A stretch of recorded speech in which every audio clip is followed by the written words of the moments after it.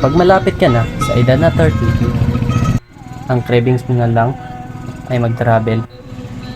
Pero hindi ganun kadali ang lahat. Papunta ako ngayon sa Davao City dahil may gagawin akong importante. 5 oras ang biyahe mula dito sa Cotabato hanggang Davao City.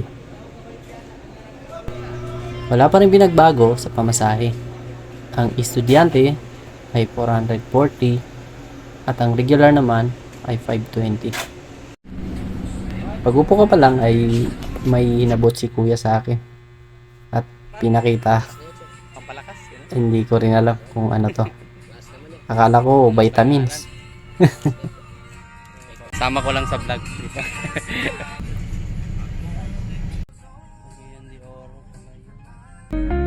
Palis na rin kami and madalas ginagawa ko, natutulog talaga ako.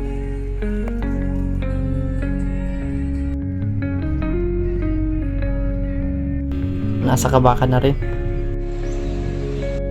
Stop over muna.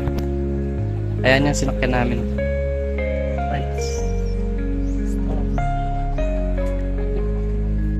Balik na tayo. Sobrang init. Pero okay lang. Malamig naman sa loob.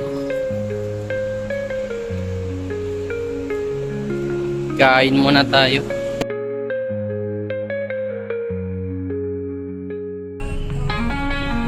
Biyahe ulit kasama ang Fita.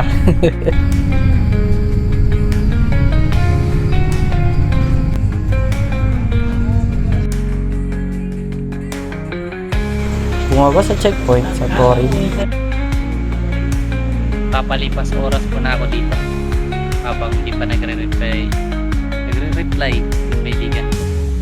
Paano? Kita-kita tayo sa susunod.